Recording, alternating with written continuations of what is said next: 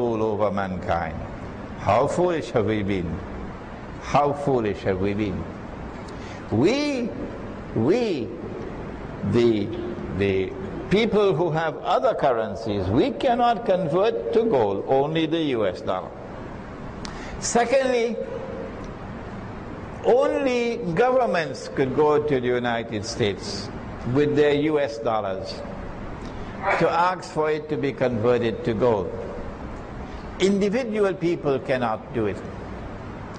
So this system is 99.9% haram, apart from the shirk. Only 0.1% halal, in that if the government of Malaysia took 35 US dollars to Uncle Sam and said, we want to change, Uncle Sam will have to give the Malaysian Bank Negara 1 ounce of gold. This system functioned from 1944 until 1971.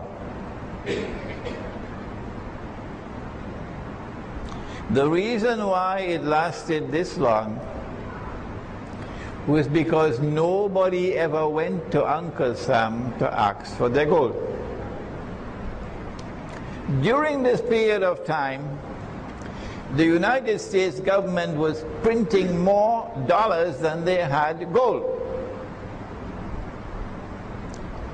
which is like writing out checks for 100,000 ringgits, checks, and you only have 10,000 ringgits. You should go to jail for that, eh? That's what the US government was doing, particularly to finance the Vietnam War. They just printed the paper, and they didn't have the gold to back it up. In 1971, I think it may have been the French government, who, having been inspired by Charles de Gaulle, there were two men who stood up against the system. Two. One was Charles de Gaulle, and the other was Dr. Muhammad Mahathir. These two I know of. So Charles de Gaulle stood up and declared, this is unjust. This gives to the US dollar and the US government and the United States an unfair advantage over the rest of the world. And he denounced it. So in 1971, if I'm wrong, kindly forgive me, I believe it was the French government who came to the United States with a large quantity, maybe 3 billion US dollars, and said to Uncle Sam, we want the gold. Uncle Sam knew the game was up. The game was up. It was a game. Tomorrow night I have a lecture entitled, it's in Shah Alam, Pax Islamica, the Islamic conception of an international order. And tomorrow night you'll hear what kind of a world it could have been if we had Pax Islamica instead of Pax Americana. Tomorrow night your Quran will speak. Tomorrow night your Prophet would speak to explain to you what is our conception of an international order or a world order. When we give our word, we keep our word. That's Islam, but not for the United States. So when France brought all of this money for dinar, for gold, the United States said, we gave our word, but we don't have to keep it. Shame on you. Modern Western civilization, you gave us the United States of America. United States of America, you said you're the ruling state in the world, and this is your immoral conduct. You gave your word, but you don't have to keep your word. Is this a people fit to rule the world?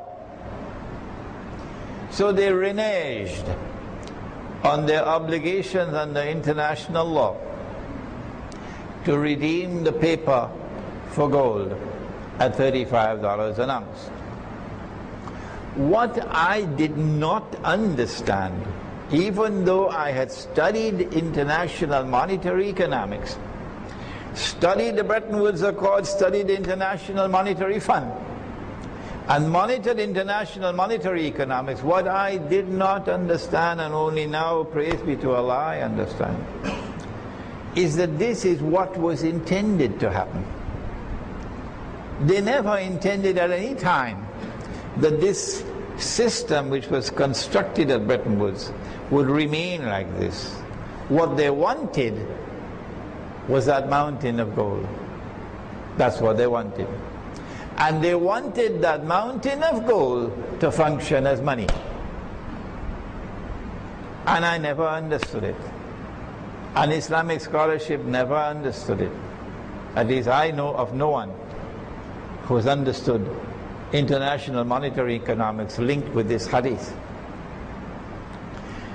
In 1971 they reneged, meaning they took Bretton Woods and the International Monetary Fund Articles of Agreement, they tore it up.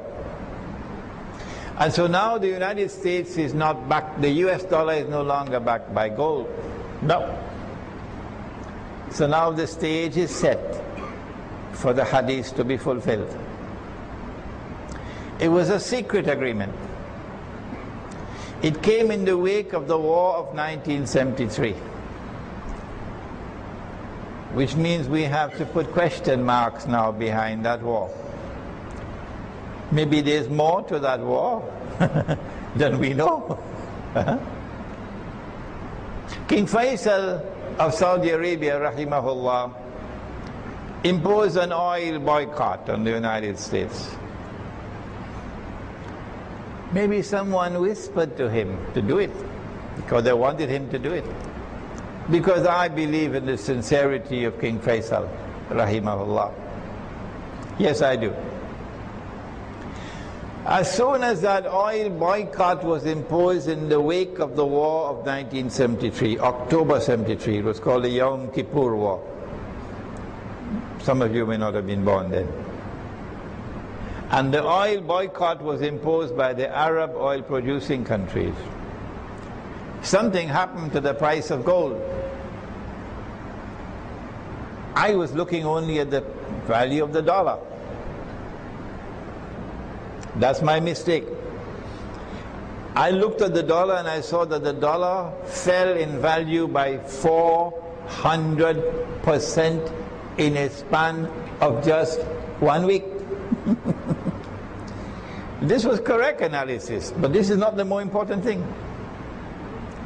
The more important thing is that when the oil boycott was imposed, the price of oil soared from $40 an ounce, for $40 a barrel, to $160 a barrel.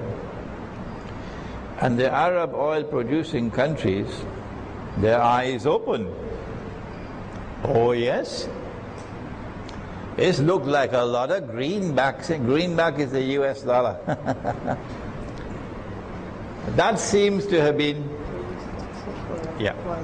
that seems to have been an integral part of the plan, but after the azan, inshallah, we'll continue.